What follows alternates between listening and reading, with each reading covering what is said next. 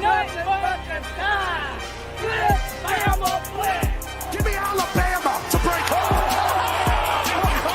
It's when somebody takes what's yours, and this is our game. It's our time. So that makes this shit personal.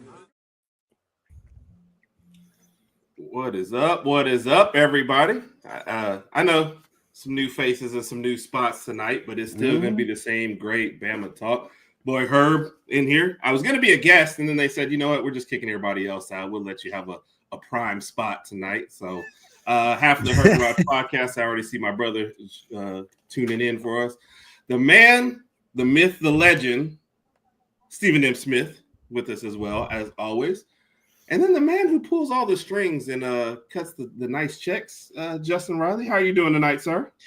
Doing great. Herb, this is kind of ironic because this, 2-3 days removed from going hard in the paint, and people are calling you the great value brand of JB. And now you've kicked not only JB, but JT off, and you've taken over their show tonight. Irony is such a hilarious thing, isn't it? Yes. When do I get my own initials though? Like what's next for me? Am I JR? Is that what happens next? That's when I know I've made it. Third episode is when you get awarded the initials, but you're in an upward trajectory. You might get it in episode 2. Oh, I appreciate that. And I didn't mean to skip over you, Stephen. How are you doing tonight, sir?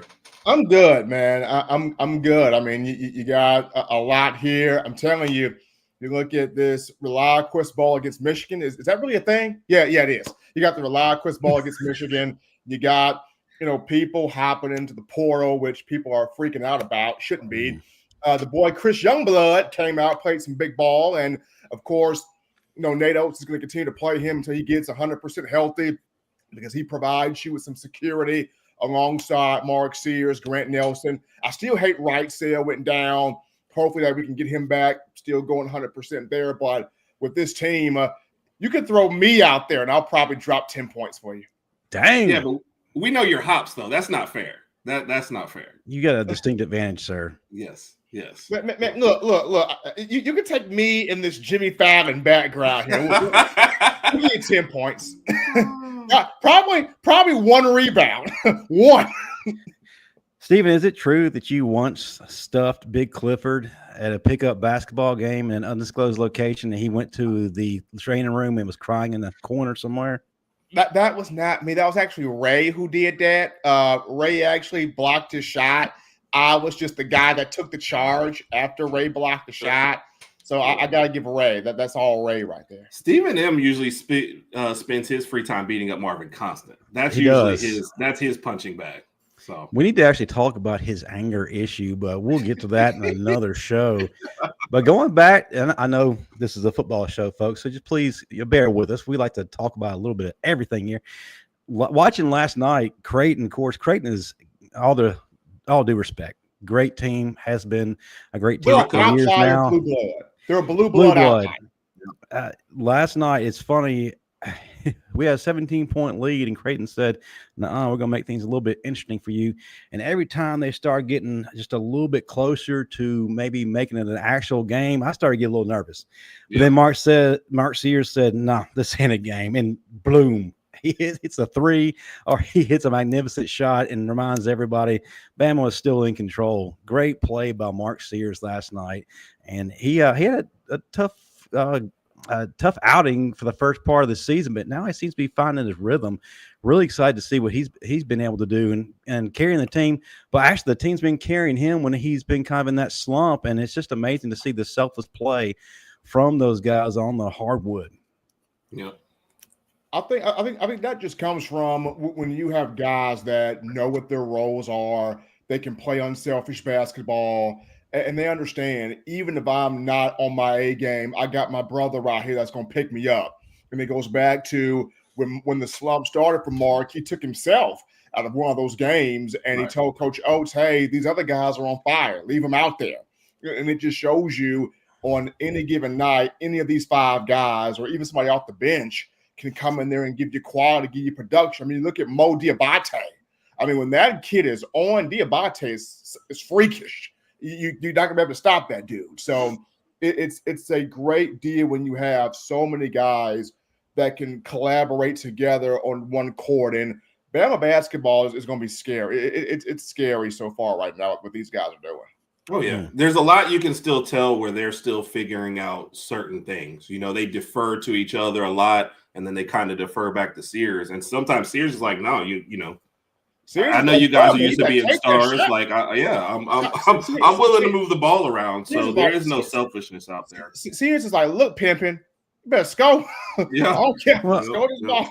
I think they enjoy the style, and I also think they really enjoy playing together. And I think that's the biggest thing right there is the camaraderie, that brotherhood. Yes. And you really hadn't seen it so much in football here as of late, since the NIL era started. Yeah. But in basketball, you see it continue to grow and grow and grow, and the results are showing on the floor right now. So I love what I'm seeing from those guys. Yeah. I agree. Listen, we wouldn't be here without our sponsors, the ones who actually pay the bills, because contrary to popular belief, I'm not a multi-millionaire that can just keep this thing going. So we do need a little bit of help. And that comes from none other than Lambstone. Let me tell you a little bit about these fine folks. Have you ever dreamed of having beautiful natural stone in or around your home? Don't settle for subpar materials. Check out Lambstone Company's selection of natural stone products to meet all your project needs. Lambstone is located conveniently in Oneonta, Alabama, and it's one of the oldest, most trusted sources in the state. So contact them today. Tell them that we sent you by using the promo code, the Bama Standard, to receive a 10% discount off of your first order. That's right, folks. Lambstone Company. Huge shout out to them. I'm not going to turn it over to the master of ceremonies. Herb, what you got for us today?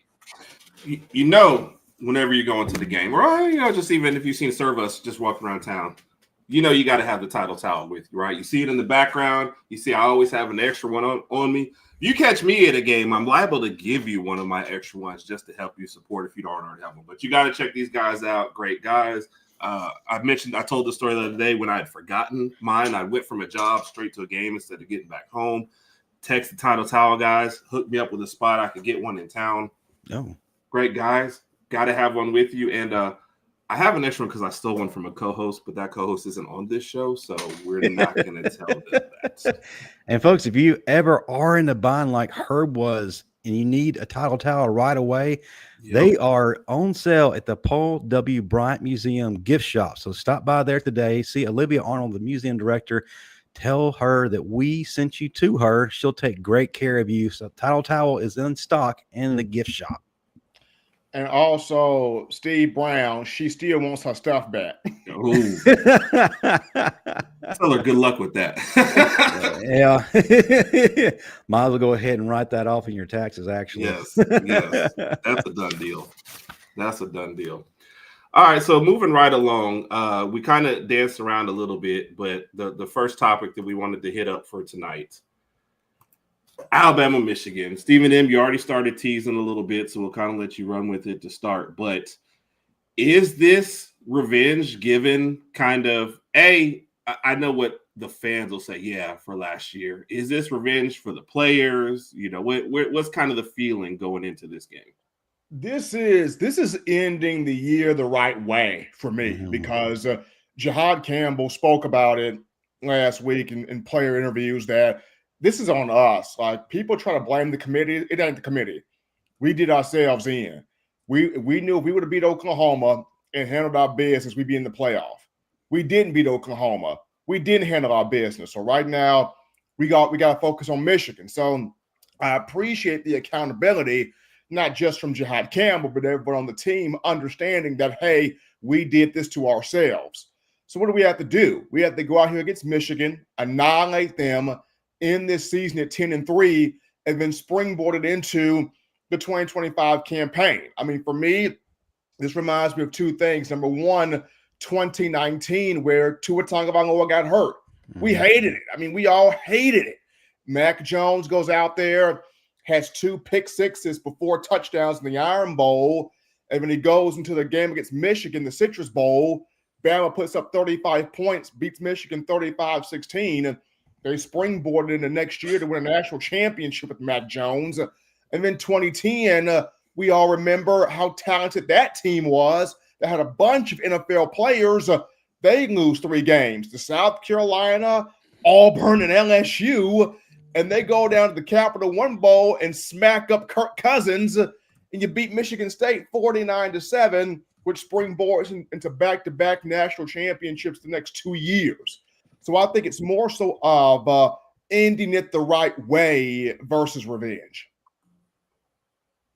Absolutely. I'm looking forward to this, Stephen. One of the biggest things that I noticed right off the bat when it comes to this game is the fact that Alabama, during the course of their history, has never had players generally opt out. I think during the entire time that we have been a team, only one player has opted out, and that was Terrell Lewis in that game that you mentioned previously. So these guys have a true love and a passion for this university, and I absolutely do feel like it's a revenge game. That game this past season, we had it in our hands, and we just let it slip away. Matter of fact, we gift wrapped it and said, "Here's the national championship. Go ahead and run with it, guys." That hadn't sat too well in the minds of each of our players the entire season. And I think it's weighing heavily on them. Not only do they get the opportunity to ride off in the sunset with a win, but they also have an opportunity to have that get back, that last little bit of satisfaction. And I think we're motivated. I'm excited to see Jeheim Campbell take the field for one last time. I'm excited to see Jalen Miller take the field for one last time. We're a brotherhood. We don't abandon our brothers, even if it's a game that by all likelihood to the outside world doesn't mean much. It means a lot to us. Yeah. That loss, like I've always, you kind of unconsciously rank losses and how much they weigh on you. And there's certain games you're over right away. The Michigan loss, I was getting texts or watching a Michigan friend post in the fourth quarter.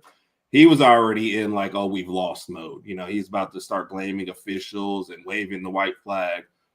And the way it slipped away, just kind of like you said, Justin, that one I know is stuck with the fans because you're thinking, we win this, we win the title. Like, no disrespect. We got their coach, but I'm thinking we beat Washington. Like, I just don't see it. You know what I mean? So you see one kind of slip away like that. So I'm always interested in the fans' perspective of it, but it's good to hear like the players are approaching it that way as well.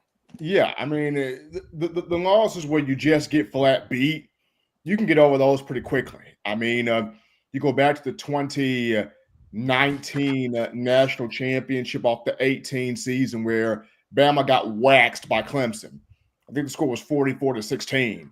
And you can get over that. I mean, Clemson just Raj was putting up Christmas decorations after halftime. We were at my parents' house. Yeah. We were checked out of that one.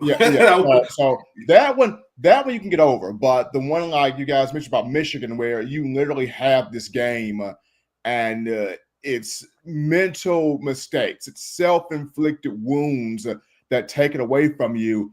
Those stick in the back of your mind for a long time because you wonder, if I just snapped this ball right, if I had just made this right read, if I had just done this, like those stick in your mind for a long time. Yep.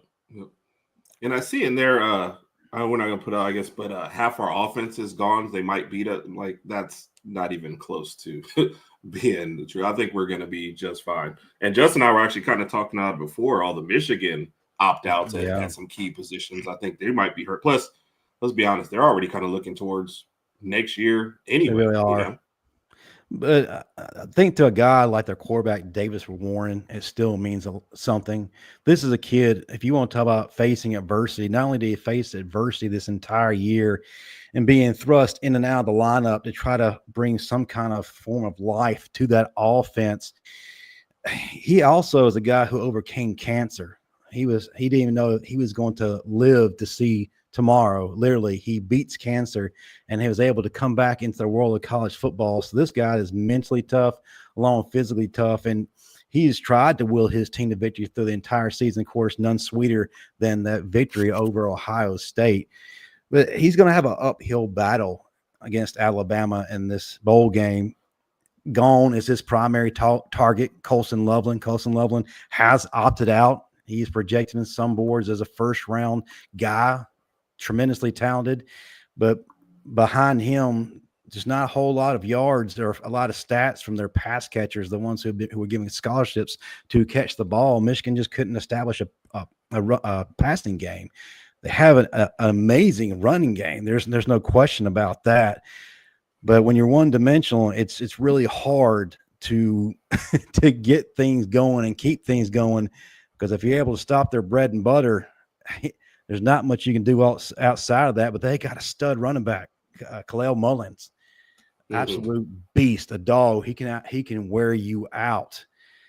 If we're able to stop him, Davis Warren's going to have tough time. And then I heard you mention there's key defensive guys on the other side, first-round draft picks.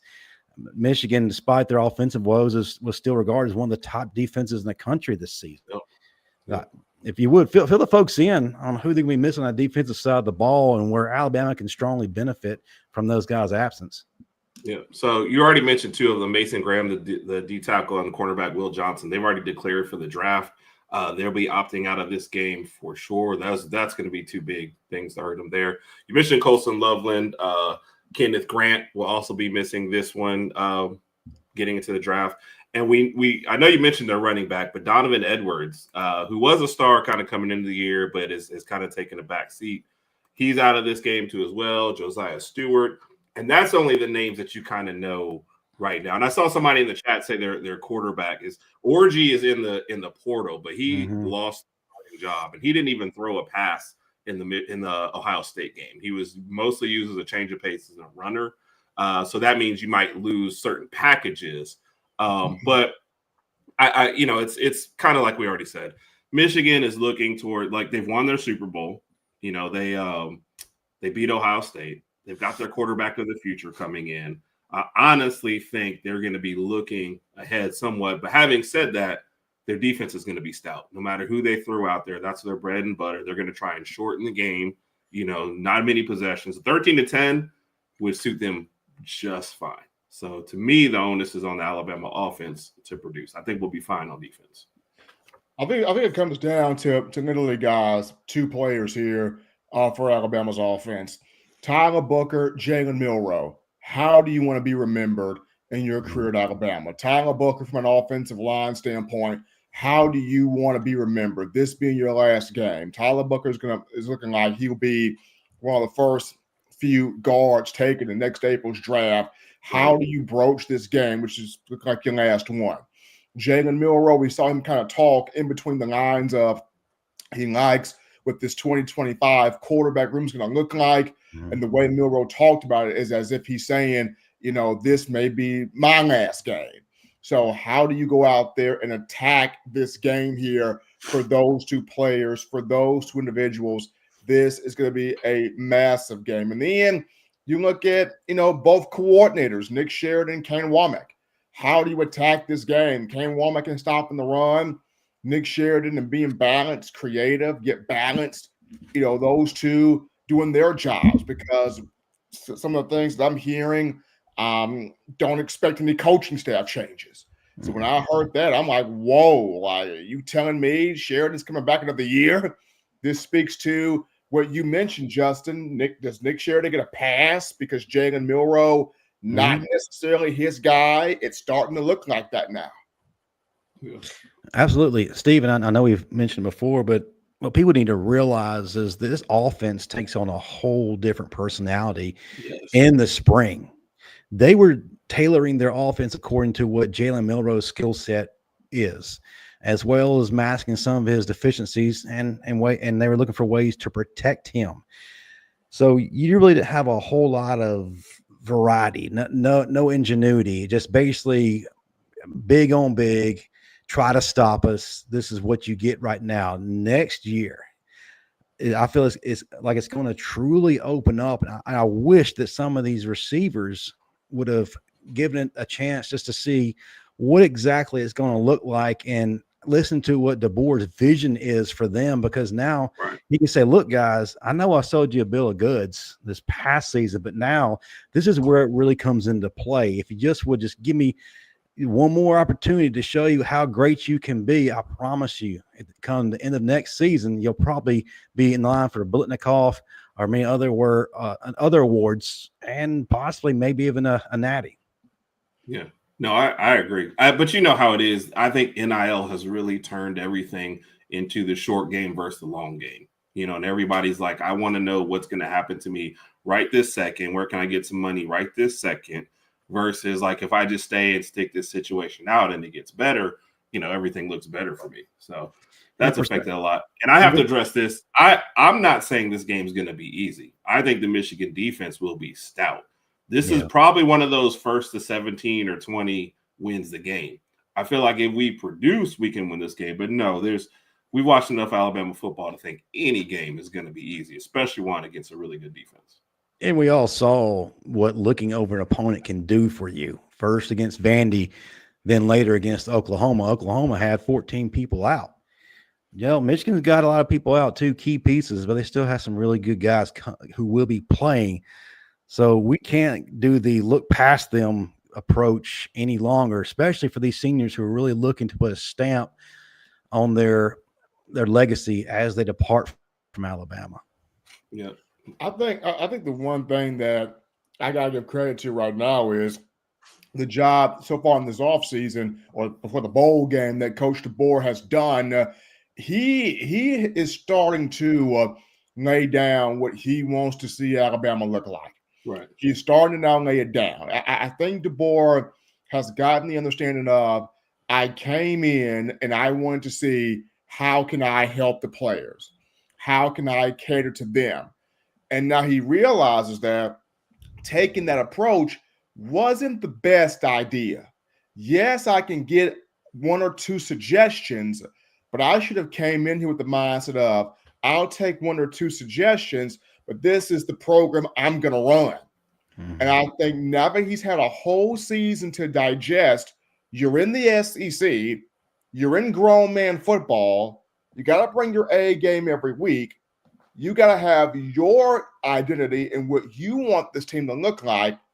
I think now he's gotten all of that to where now he doesn't give 2 cents about NIL. He's getting players that want to play for him, right, and that want to play for Alabama. And that's the reason why you're seeing this exodus right here. Because now DeBoer's saying, okay, who wants to play for me and who wants to play for this program? It took DeBoer a minute to get the understanding of it. He's gotten the understanding of it. Stephen, you're absolutely right. Two things I noticed from the departing players into the transfer portal is, one, you can't fault a lot of those guys for leaving, because you look at guys like Justice Haynes, you look at guys like Kendrick Law, Kobe Prentice, and even Caleb Odom, just underutilized. They're going into situations where they can be properly utilized. They're with a coach that is buying into them. Their vision is the same as the players. And then you got a guy like Dylan Lonergan, who kind of got lost in this quarterback room that we have. And he had his opportunities, but, man, that we're already looking to what the future is going to be. Ty Simpson, this undoubtedly will be his team. But then you also have Keelan Russell coming in and Austin Mack. Right. And I think that Dylan Lonergan, very talented kid, hard worker, great kid. He just kind of saw the right and the wrong that my time here is done. I took away what I needed to take away. Now I can go be great somewhere else. You can't really fault those guys who are going to better opportunities at all for taking them. Especially at the quarterback position. I'm sorry. Go ahead, Jess. I'm sorry. And then the other part of it, yes, you have the selfish side of it. And I think the selfish side of it really manifested on the field. We talked about it this past week on the Bama Standard. You had guys out there who were trying to outbrand the brand. They put themselves ahead of the team. Agreed. And it cost us dearly in moments where we needed them to show up and buy in and be one cohesive unit. So Yeah, two different aspects of it. And I think we as fans, for the ones who are living for the right reasons, we need to applaud them for what they did and thank them for the hard work they put in and not necessarily look at it as an attack on us for leaving. And I've seen a lot of fans react in that way. And look, I know that Monica Moore has a catchphrase, if they ain't wearing crimson, well, you know the rest. Well, it doesn't necessarily apply to everyone. Right. No, especially not, and especially it doesn't apply to a guy like Dylan Larnigan. Dylan looked at Eli Holstein, came in the same class. That was going to be my guy right there. Eli Holstein and I, we both came in the same class. Holstein came from Louisiana. Holstein transfers to Pitt, becomes the starter, and has a very good year. 17 touchdowns, 7 picks. Pitt goes 7-5. Dylan Larnigan's thinking, this cat, we came in the same class. Yeah. And now he's a starting quarterback elsewhere. He's blossoming. It's my time to go blossom. That's what's in Dylan Larnigan's mind. He's thinking, if Eli Holstein is good enough to go to Pitt and start and have success, I was a 4-star quarterback and pitcher out of a powerhouse high school in North Georgia. I got the same potential, if not more. So that was going through Larnigan's mind. Yeah. And that was going to be my point, too, that I was making with that. So, well said. And at the quarterback position, you don't have as many out there as every other position. So I understand when a guy who's 3rd, 4th on the depth chart has to leave. So you get that. I already saw a couple predictions for the game. I saw 14-13 and a 42-17 from the scores. So, yeah. we're all on the same page early, I can tell. So we'll start with you, Stephen. Then what's your score prediction for the game? I mean, I have been wrestling with this one much at all. I mean, I got 35-17 as mine. I mean, I look at this group. I look at Jihad Campbell won't. Wait. Is this your score or Raj's score? This is mine. I don't know why. I don't know how Raj got the same thing. That was mine. I got 35-17 myself. I mean, I'll be honest. We had this talk off air. I mean, betrayal. You know what? To not have Raj, I'll go 38-14. Give me 38-14. Okay, here's why. Jihad Campbell wants this game. Right. Like his response was, yeah, I'm gonna play in this game. You know I'm gonna play in this game. He wants this game. Damani Jackson wants this game. There are so many of these veteran players that want this football game and they want to end it right. So I'm going to go 38-14 in favor of Alabama. What you got, Justin? I'm probably going to change several times between now and December 31st, but one of the biggest things for me is I just don't see Michigan being able to muster enough offense to give Alabama a problem. Now, on the other side of that, we can't do what we did against Oklahoma and spot them points. Can't give away anything. If we play truly our best ball this season, and I want to give these seniors the benefit of the doubt I'm going to go with Alabama 28, Michigan 10. And I'm in a similar spot. I probably like 24-10. Like I said, I just don't think they move the ball that much. If we don't give them a short field, I think we're going to be okay. So, but with us, you never know. Did want to get a super chat in there real quick on top. Jimmy Clay, we appreciate you greatly. Thank you.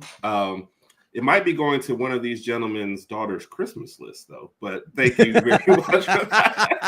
We appreciate you. We seriously appreciate you supporting the channel. Always appreciate that. That's what helps keeps the lights on here. So thank you. When it comes down to these girls and Christmas, it's rough in these streets, huh? You know, it's hard out here for a pimp. I mean, yeah. but I gotta get back to the rolling dice, man. Try to get And Plow, I saw that you tried to send one. I don't know if it was supposed to be attached to your other question. So if it is, we will get to your question at the end as well. But nonetheless, we thank you. I'll remind everybody real quick before Raj moves to our next topic. If you're watching, he just called me Raj. Oh, the hurt. I'm sorry. I was told to do that. I was told to do that. It's either that I call you JB Light.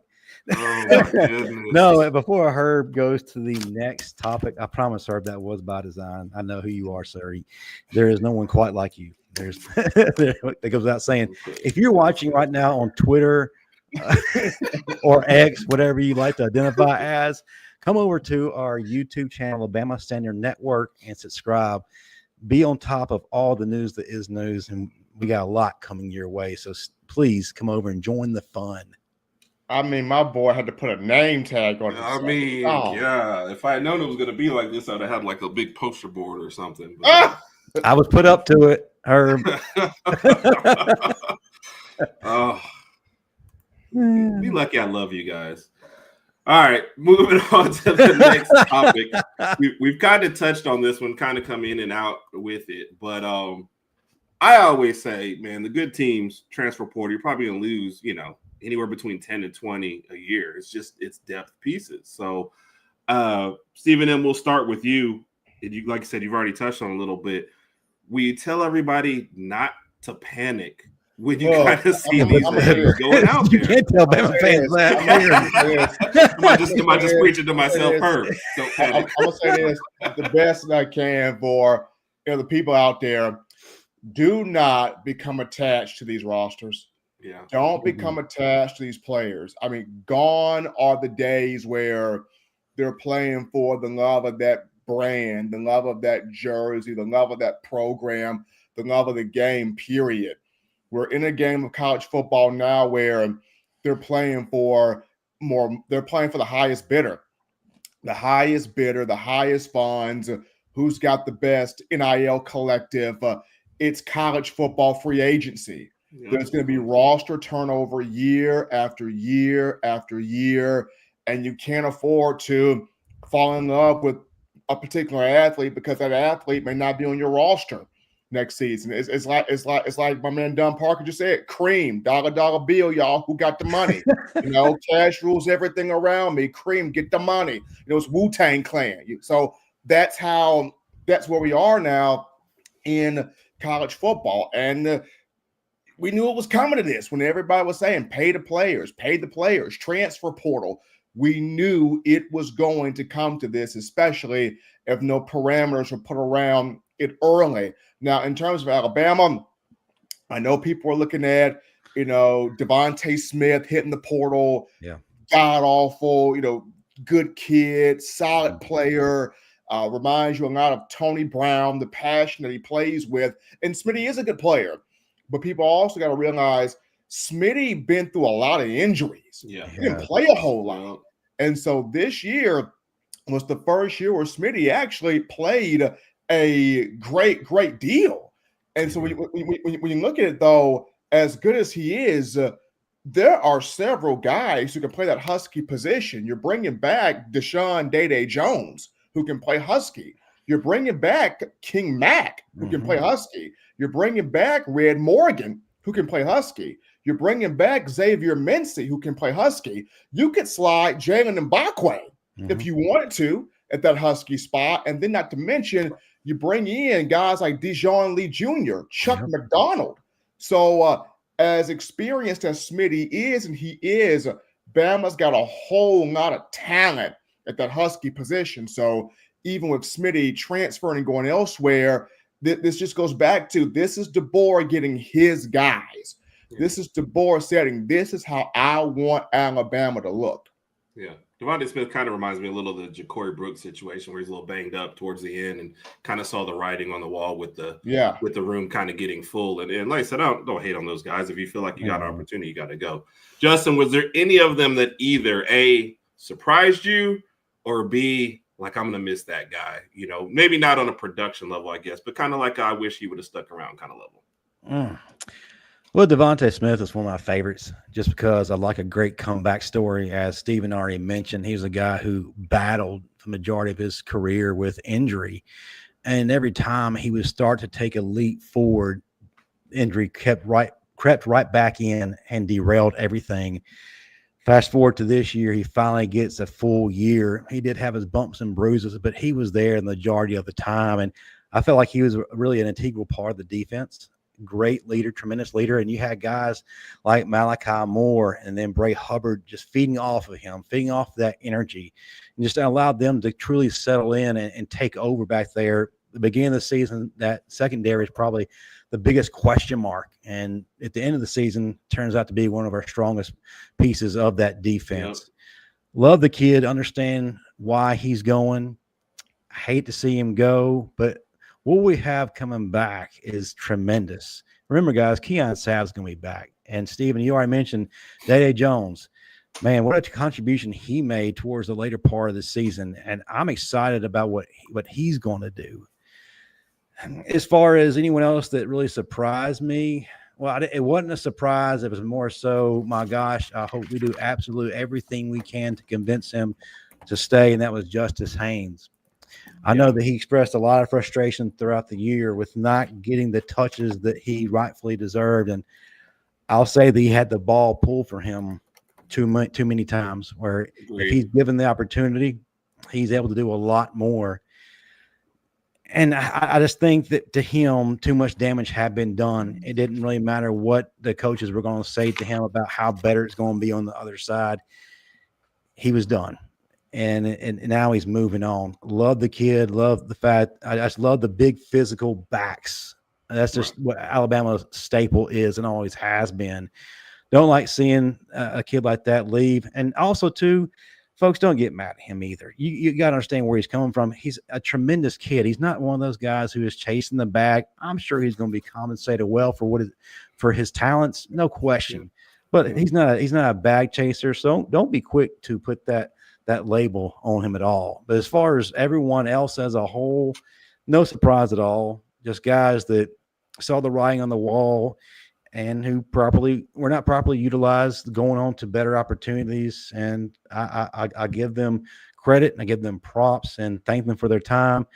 I'm ready to see next man up. And I feel like what we have replacing them is going to be something that really gets us excited for Alabama football in 2025. Yeah. And I agree. Like running backs, your shelf life is a lot shorter too. So sometimes those guys feel like they got to jump in and get what they can. Go ahead, Steve. I'll say this. None of the guys that hit the portal surprised me. None of them. I was given a list 3 weeks before this happened. 3 weeks before it happened, I was given a list, and I was told these players are going to go. Yeah. And as I looked at it, I'm like, I could see it. Wow, I can see it. Yeah. It didn't surprise me one way or another because I kind of knew at some point it was going to hit Kalen DeBoer.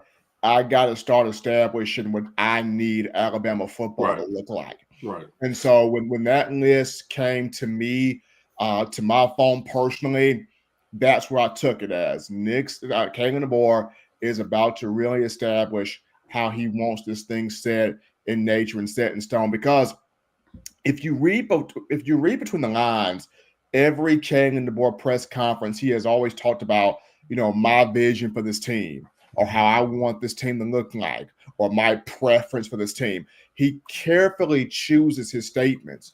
And the reason why he carefully crafted his statements was Coach DeBoer didn't really feel like this team has my imprint on it. Right. Now we're about to see a Kalen DeBoer team with his imprint on it. When you look at 2025 and beyond, this is going to be his imprint. Yeah. I think sometimes people really forget that Kalen DeBoer was a couple days off of losing a national championship game, preparing to make a move from the Pac-12 to the Big Ten, and then all of a sudden he ended up in SEC country. Like, that's a whirlwind week for anybody. So, yeah, I think you'll see a lot more catching up. Now, the last point you just made, though, Stephen M., people coming in, you had a news on at least a couple transfer portal visits in favor of Alabama? So right now, what I got was the receiver from North Carolina State, Kevin Concepcion. I was told had a real good visit. Like the red carpet was laid out. Had a real good visit. Now, the only program that Bama has to worry about is Colorado because Deion gonna try to throw that kid a whole bag. That's the only program you have to worry about. But I was told Coach Shep, this is Coach Shep. He wants Concepcion bad, and Coach Shep is going to lock this in. So Concepcion had a really good visit. Kelby Collins, young man from Gardendale, Alabama, as an edge guy, pass rush guy. He can set the edge. He can come out for the quarterback. You need that guy. That guy would eat in this Kane Womack defense. Mm-hmm. He had a very good visit as well. So both of those two are coming off of strong visits. Right now, Bama is in a strong position for both of those two. Stephen, I do have to ask this question because we have been asked about this particular player throughout the entire season. Are we going to be able to retain Keon Keeley? Are we going to be able to show, or is Kane Womack going to be able to show that he is going to be featured in this defense? That to me is the big question right now, because he's the next domino. Right. Is he the next domino heading out? Or could he be a domino that is retained? Keon Keeley's been the talk right now. And coming into the season, Kane Womack's vision for him was to be either a bandit field side defensive end or a wolf stand-up edge rusher. He could play either or. Now, on the depth chart, he was number 3 at that bandit behind Jamarian Latham and LT Overton. Latham goes after this year. Overton could go after the bowl game. We'll see what he does. But this coaching staff has big plans for Keeley. They really like him. And we saw the back half of the season, he started to play. You can look at the LSU game, he got in. The Mercer game, he got in. The Auburn game, he got the back half of the season, we start to see Keeley. So I think that kind of showed him, okay, the coaching staff likes me. I'm starting to grow. I'm starting to get more comfortable at this bandit spot. I would like to see Bama keep him. I really would, because I think going into next spring and next season, he could be something. Yeah. He could finally really be something. Yeah. I know your boy Raj loves him as well. That's one of his frequent questions. So it would be good for both of y'all if they do keep it. But having said that, are either one of you guys anticipating any other transfer portal losses up until now, or up until and right after, I guess, the game? Or I guess the portal closes right before the bowl game. Yeah, so, portal closes the 28th. 28th, yep. If I had to throw one out there, I don't know if he does it. I would say, know where you're going. I would say watch Elijah Pritchett. Yeah, okay, that would be the one. I would say watch him, because I could literally see Alabama go to the portal for an offensive tackle, or if they don't go to the portal for an offensive tackle, I think they look at Wilkin Formby and say, son, we're going to put this on you. I think they can look at Wilkin Formby. They can look at Olase Anine. Yeah. They can look at, many of these other guys they brought in, Big Will Sanders, Casey Poe. Yeah. That's already in that room. But if they choose to go to the portal, they could do that as well. I would look at Elijah Pritchett in the next coming days or so, should that be the piece that hops in there. Okay. And Justin, if you did you have anything else you want to go on that before we move to the next? Yeah, I'll keep it real brief because I know we have a lot more to cover. Elijah Pritchett is one I'm looking at, and more really on the side of begging to move on. I feel like fans were way too tough on Wilkin Formby early in the year. Definitely. After his struggle performance versus South Florida, I think he was harshly criticized, overly criticized. That was only his second game starting as a true freshman. Tremendous upside, and I think you got to give that kid a chance. I think if anything, throw him into the fire and experience that much adversity is going to do nothing but help him. As far as anyone else that may leave, I would not be surprised if we have another running back leave. That running back room is filled up right now. Richard Young's going to be there. I don't foresee him leaving. We don't know what Jam's going to do. Jam could possibly come back depending on what his draft grade is going to be. But I look at a guy like Kevin Riley or Daniel Hill. Either one of those guys could leave, because I think that our coaching staff is in love with A.K. Deer and will be anxious to insert him in the lineup, given his skill set, what he can do.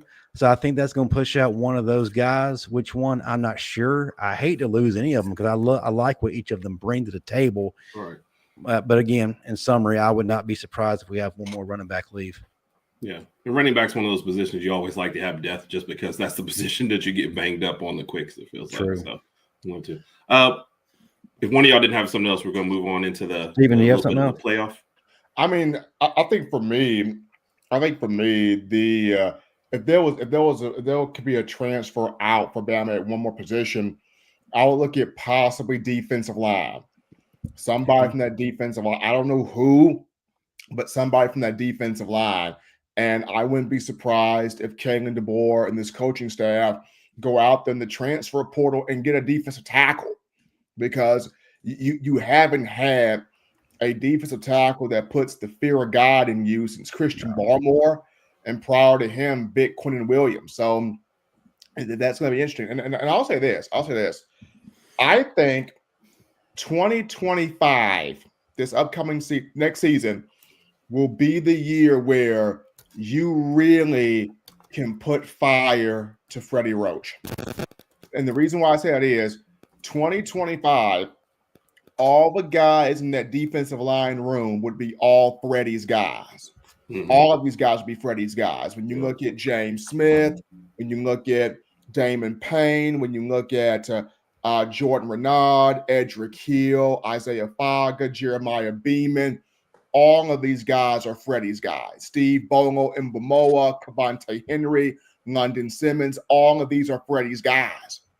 So this 2025 would be Freddie's defensive lineman. He handpicked them. He went out recruiting them. He scooped them up. He got all of them.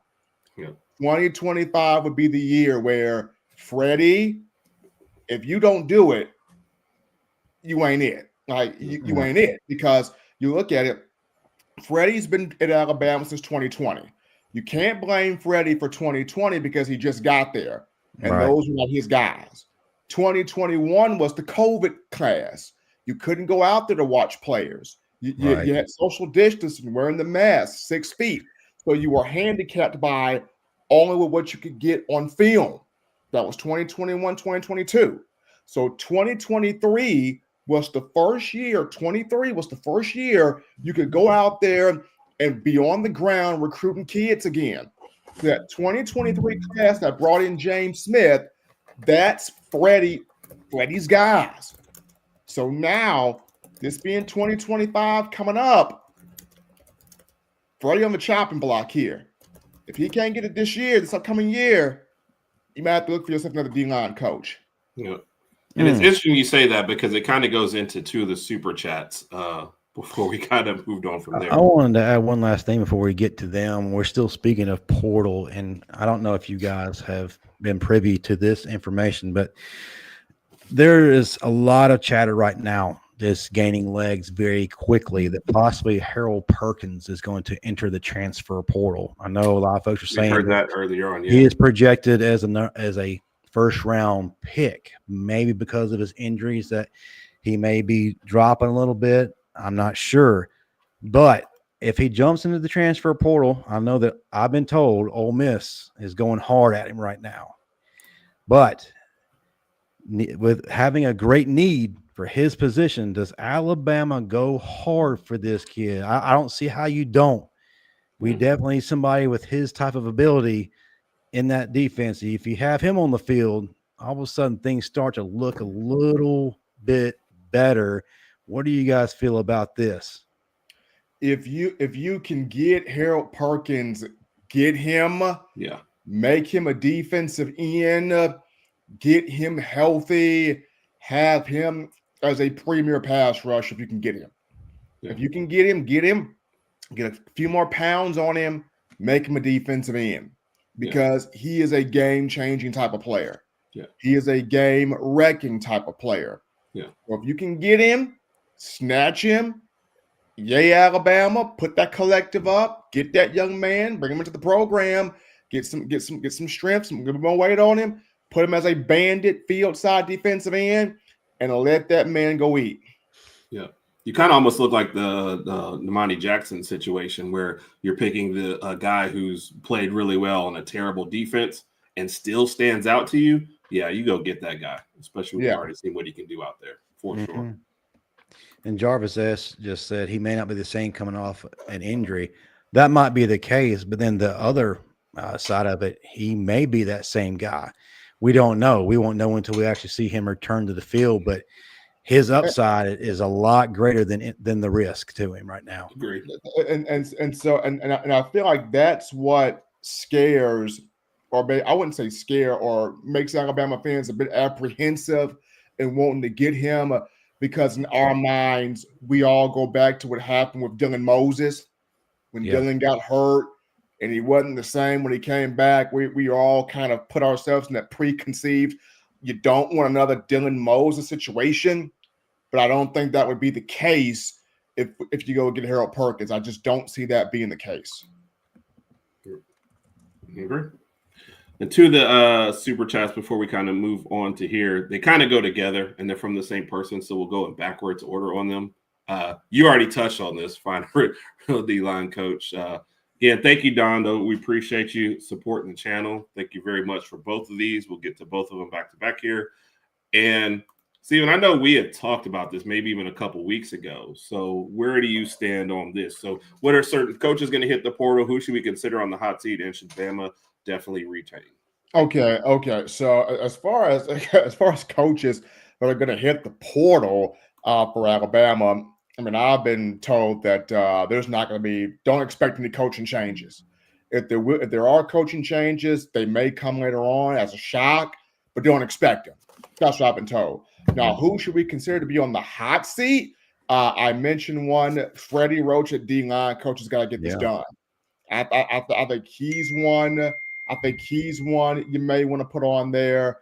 I look at. I think he's one you may want to put on there. I look at. Some may look at. Do you put offensive line coach Chris Kapilovich on there? Coach Chris Cap? No. Just his first year, I wouldn't put him on there. I mean, trying to get his offensive lineman, so I would not put Coach Chris Cap on that list. I wouldn't put Coach Cap on there. I think the only one right now for me that I would put on there is Freddie Roach, because this is going into his 6th year. This is going into his 6th year, and he has not developed a first-round defensive lineman yet. He has not. Even when you look at putting the final polish on somebody to maybe put him in the first round, he has not done that yet. You look at who he has had.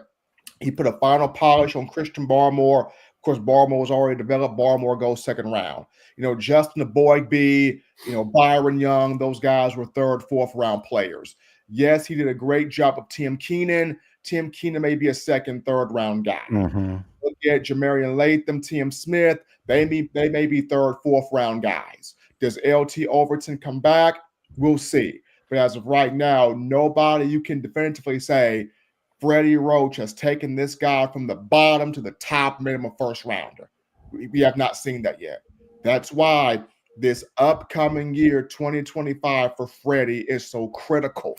He has to show I can develop a first-round defensive lineman, but not just that, I can get Alabama back to getting the elite talent on that defensive line. Fans are still upset that Peter Woods left the state and went to Clemson. Fans are still upset that Kelby Collins left the state and went to Florida. Fans are still upset that I think a guy, Jackson McKinnon, I think that's his name, he was at Hewitt-Trustfield High School, left the state and went to Texas. We have seen a lot of big play defensive linemen leave this state to go to other programs. And yes, it's big that you got James Smith, huge, and you got to develop that kid, but Freddie's got to show this. He's got to show it. I think that we need to understand just how hard of a task that Coach Cap has been given, trying to undo the negative that the previous coaches before him brought to the offensive line, starting back to Doug Marrone. He's having to just go back and just undo a lot. Well, I do. A little PTSD still, Stephen. You okay? A little PTSD, but it's going to take some time to undo what the previous guys messed up. I believe in Coach Kaplovic. I've seen improvements under Coach Kaplovic. He's also a hell of a recruiter. So I think this next season, you're really going to see what an offensive line is meant to look like under Coach Cap. I like it. Appreciate you guys. All right, we're kind of running low on time here at the end, so we're going to do this one a little quicker than we wanted to. College football player breakdown. I don't know if most Bama fans are like me. My interest is at like 20% after Alabama's left out, but it's still there. So, Justin, we'll start with you real quick. Initial thoughts on it, and who do you kind of see going all the way in this one? It's really hard. It's hard to look past what Oregon's done. I think out of any team in the country right now, they've been the most consistent. They struggled in the early going, but they found themselves after that win over Ohio State, and they have not looked back. Yeah, they had a trip up game against Wisconsin, but that's just the way football is sometimes. You have a game that you struggle against opponents you had no business struggling with. Sometimes the name of the game is survive. They did. Yeah. And they got to the end of the season, won the Big Ten, and they're at the number 1 spot comfortably. But I still think this is Georgia's championship to lose. I think that they're going to turn it on and do what Georgia does in this playoff. I think during the regular season, they were a bit distracted, and they weren't all in. Well, now you get to see postseason Georgia, and that's a lot different than regular season Georgia. Now, even without Beck, you like them? Honestly, I thought they played better without Beck. They did. Everyone caught everything after Beck was gone. It was the weirdest thing I think I've ever seen in a game where offense and defense, everyone caught everything after the starter went out. It's like the focus was better. And what really caught my eye was that the offense wanted to play for him. Yeah. They got energized. They were giving it their all. You saw cheers on the sideline after every single play that was made. So I like the energy coming from Georgia after he's inserted into the lineup. And I'm gonna go ahead and call it too. I think Tennessee may cause problems for folks. I don't see Ohio State getting past them. I don't think they have an answer for Dylan Sampson. And if King Nico really gets on fire, I don't think they have an answer for him either. Tennessee's defense is legit. They haven't faced a defense like that yet. So I firmly expect the best team the money can buy to be out in the first round. Yeah. That's going to be one of my picks as well, so I'm fully there. It seems a little unfair for Oregon to have to play the winner of Tennessee and Ohio State as the 1 seed.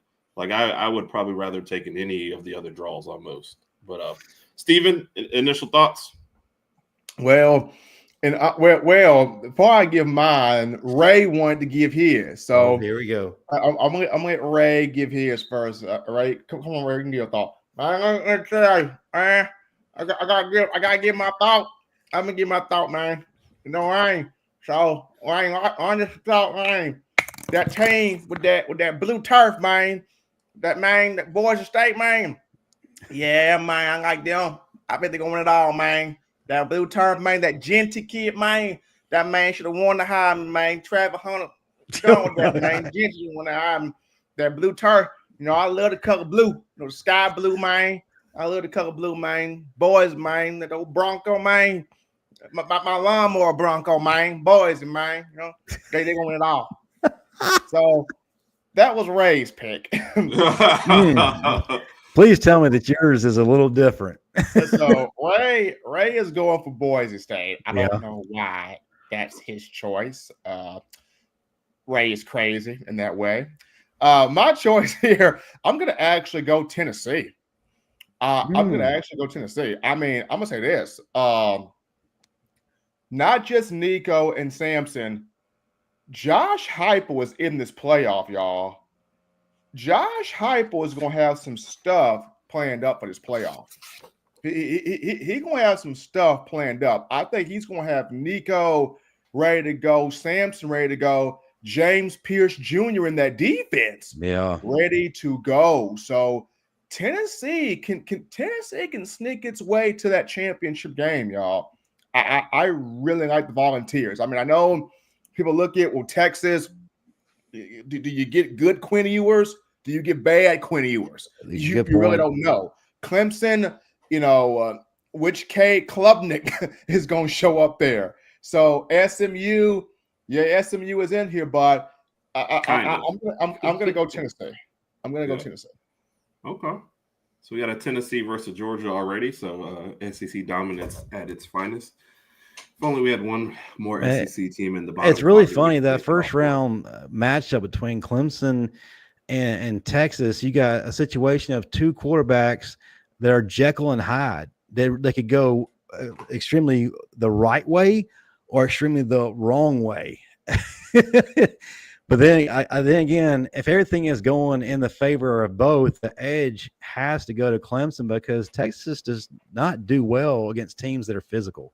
And Clemson, although they've had their problems this year, there's one thing about them that stands out more than anything. They're a physical team. Yeah. Yep. I just have trouble believing in Clemson, but it's like I don't want to pick. I'd say they get too far. So if I could eliminate that whole part of the bracket, I would. Or I just root for Scatterbo. Scatterbo. How can you not? Yeah. And to that last one, yes, Ryan Day. If Ohio State doesn't win the whole thing, Ryan Day is done. To answer that last one, that just kind of popped up there. Somebody just said Ray sound like he's from Memphis. He actually is. I heard he's from parts unknown. Yeah. All right. We had several of them in there. I guess we start them. We'll try and get through some of these questions and comments. I know we answered a couple. Yep, there's a lot. So let's start mowing them down. So, yes. Hey, guys. Thank you to Chapman family for the question. Do y'all see Lawson or Campbell coming back for the senior season? Campbell, no. I think he goes. Lawson, I think Lawson comes back. Yeah. I think Lawson comes back to be the linebacker in that room. I think he comes back. I agree. I think that Lawson needs to get one more year, just a little tune-up year, and kind of overcome the injury bug. I think that he can really make some money for himself next season, not only with NIL, but from the NFL. Jeheim Campbell, he's gone. He's a first-round guy. Yeah, I would love to have him back. Don't get me wrong. I don't see it. You got to go. And then, I understand the NILs kind of even things up at certain spots, but you got to go start collecting that NIL money. I mean, the NFL money. So, had a couple of questions in there we've already answered about coaching changes. Already handled that one. So, how about this one, guys? Physical dominance coming back. We got pushed around sometimes this year. That number one, of course, Plow, that starts with Coach Ballou in that strength department. That starts with him. Being that in that physical dominance. But then number two, it just starts with having that mentality to not want to be pushed around, having players that have that mental about themselves. So, like I said, DeBoer is with this time prior to the bowl game trying to get this thing established the way he wants it to be done. But I think that's a two-parted street there. It starts off with Ballou imposing that physical dominance in the weight room, and number two, players having that mentality of you are not going to push me around. Have the players gotten that mentality? Justin, you with them on the same page on that one? Oh, without question. I think that in terms of the defense, absolutely, you started to see that change around the before the LSU game. Now, with the exception of being Oklahoma game, they did play well despite what we saw on the scoreboard. But I think as a whole, the defense has shown the most improvement, and I think they're going to really start to remind folks of what Alabama defenses are. Now, on the offensive side of the ball, that's where we really need for you to shut up and show us. Yeah. It's time to quit giving us the Sunday school kind of answers week after week after your press conferences. Don't talk about it, be about it. Yeah. And it seemed like every time after a loss, we got that, and it lasted for exactly like one game, and then we were talking about it again. I'll say this: I'm not saying this happens, but don't be surprised if after this bowl game, Kalen DeBoer goes to the offseason and tells players, "We're not letting y'all do national interviews no more. Yeah, we're not letting y'all go up on next round show and Feinbaum and these other places doing interviews anymore. We got to be about it. I just thought about it. I think that Alabama offensively can get back to doing that simply because I think that now they find their identity. They finally get to see DeBoer's vision, what everything is supposed to look like. So they know what's to be expected. And there's going to be confidence in that. There's going to be security in that. They're not going to be constantly second guessing. It's not going to be in their head. They'll be able to have forward thinking. So I think that right there is going to solve a lot of the problem, just having that identity. We didn't have an identity this year. No, not at all. It definitely felt like a transition year that I think winning the Georgia game kind of made expectations a lot more than maybe what they should have been for this entire year. Right. This questions kind of go together. So is there any big DTs we can get in the portal? And then a follow-up on it. If we get a good D lineman, how does that work with Womack's style of D, though? Okay, so if you get a good defensive lineman, how that works with Coach Womack's style of defense, that guy is going to command a double team. He is going to, if he's up there in that 4-2-5 wrecking shop, and he's consistently commanding a center and a guard on him, somebody else on that line is going to get free. I liken it to the reason why you go back to 2021 for just a moment here. The reason why Dallas Turner, his freshman year, had 8 sacks, because everybody was saying, I can't let 31 Will Anderson beat me. And Will Anderson commanded a double team every single time. Will Anderson still had, 17 sacks that year. And Dallas Turner had 8.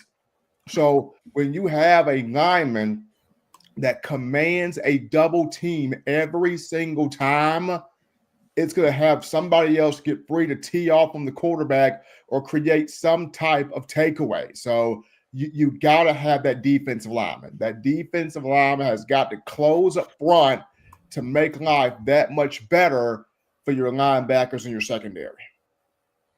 Mm-hmm. All right, let's get through a couple more real quick. This one I was actually looking at earlier. But from what I can tell, it's also a school decision. Like if you leave on bad terms and out of the transfer portal, like the school actually has to take you back. I know North Carolina already had a kid who entered the transfer portal, and then they hired Belichick, and then he jumped back out. But in general, from what I can see, it has to be mutual between you and the school if they're going to take you back. Like you don't just get to go back. I think it's a mutual thing. The only reason why we saw what happened with Caden Proctor, he left and he came back, was you had a whole coaching change. Yeah. And, Proctor, Saban leaves. Proctor's like, oh, my gosh, Saban's out. Let me leave. And then Proctor recognizes, okay, I didn't make the right decision. Can I come back? And he's able to come back. Yeah. But I think specifically what she means, though, is like if I enter the transfer portal and I don't go anywhere else, can I just say, okay, hey, I'm not going to transfer? Like Proctor actually transferred and then transferred. Right. Yeah. But yeah, that's what I was saying, Justin. Unless I'm wrong on that, the school also has to let you back after you. Yeah, the school has. Yeah, it has to. But in theory, you have the option now. Thing is, you have to be welcome back. Right. Yeah. And that kind of goes back to how did you leave to get in? Yeah. So, if you burn the school down on the way out, then we can forget it. So chances are you will not be back. Yes. Steven, this is specific for you. Have you seen practice? Okay, so of course, the media is not given that key to see practice. We're not given that opportunity. It's just press conferences, interviews with coaches. The media is not given that chance to see practice. But from what I can tell you, is that these guys are locked in for this game. At the running back position, it looks like Jam Miller may return for his senior year, so he's leading that room. Richard Young is getting the big opportunity right here, former 5-star in his own right. I'm excited to see what he does. Kevin Riley, Daniel Hill. Hey, Steven, let me stop you right there because you just kind of led into the other one.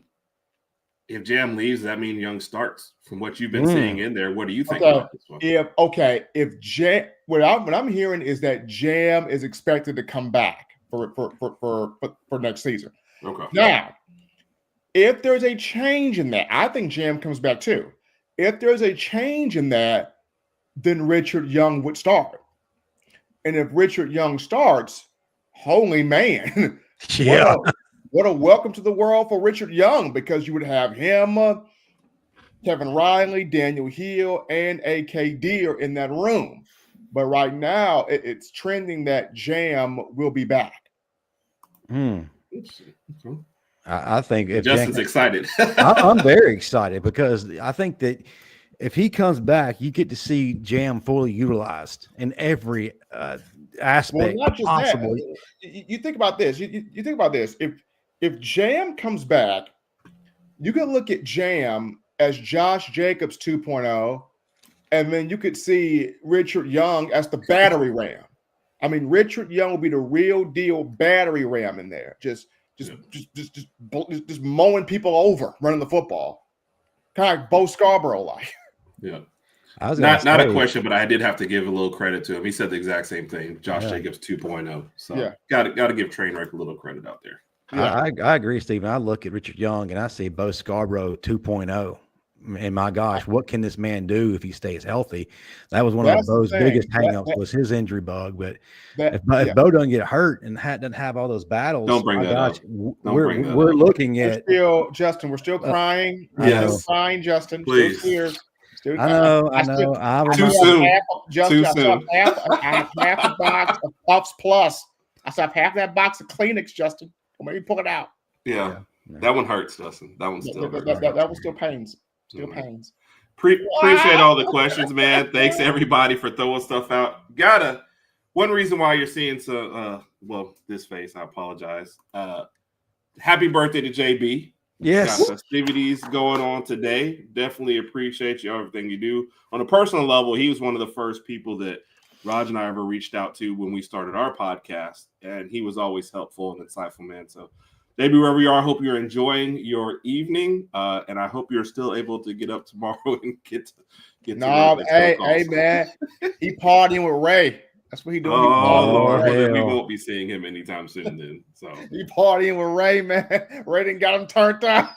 But appreciate you, JB. Appreciate you for sure. So unless we're missing something, we're going to start to go ahead and wrap up here. Stephen M., tell everybody what you got going on and what's coming up next week. JB's in the chat watching with us on his birthday. All right. Well, Pete, they can always find me at Coach. Hey, B, my boy.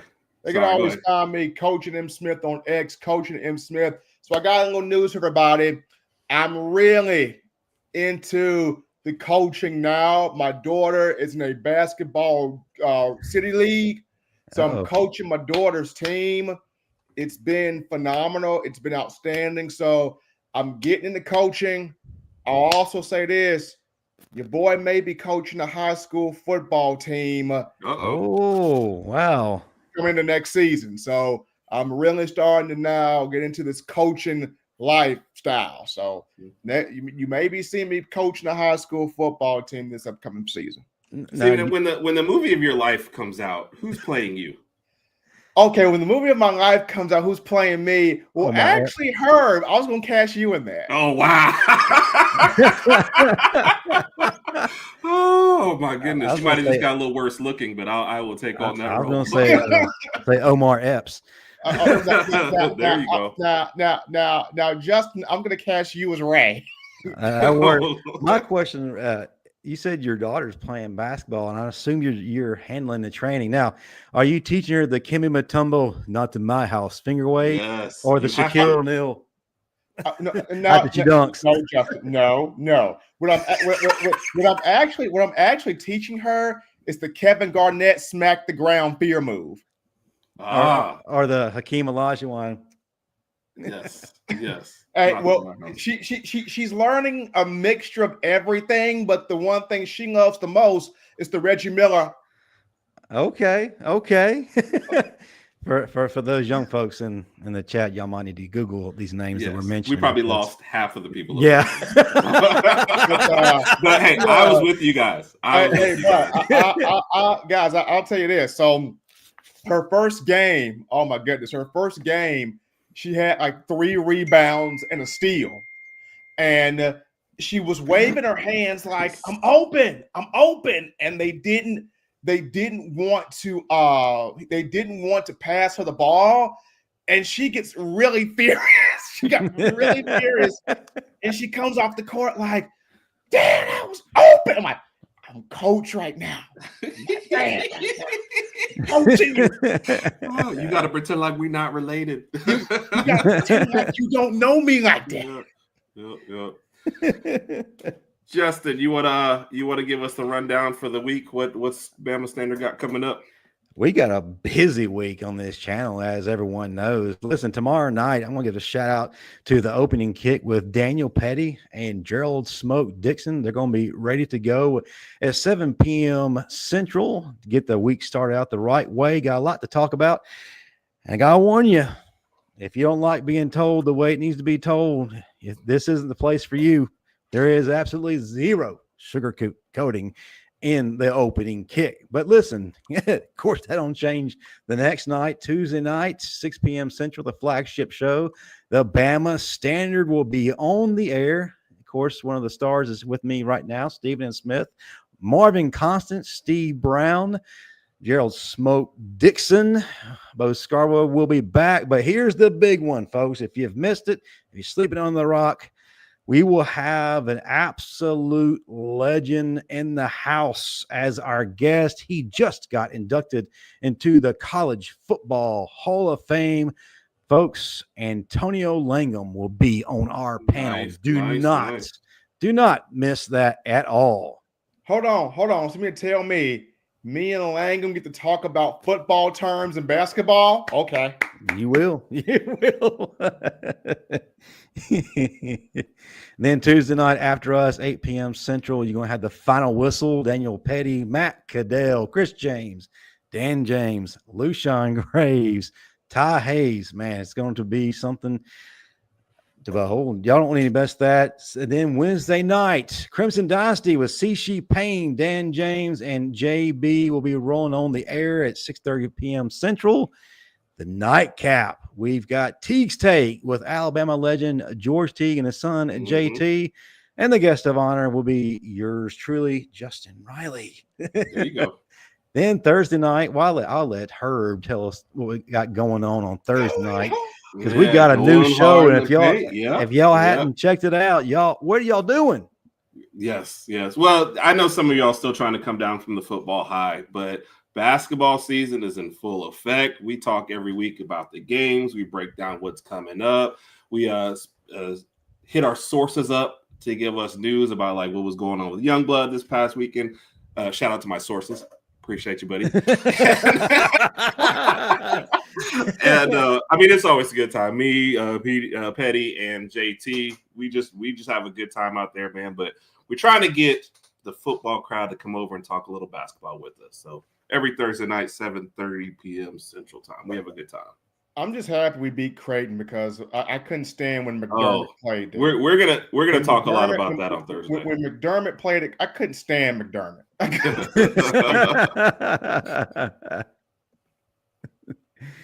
I understand, Stephen. I get it. Alrighty. All right, well, guys, we appreciate it. We appreciate everybody out there. Definitely hit that like and subscribe. As Justin said, the fun. It's a busy week. Tune into the Bama Standard for all your football, your basketball, your Alabama news. Appreciate you guys. Everybody have a wonderful night. And as always, roll tide. Roll tide. Yeah.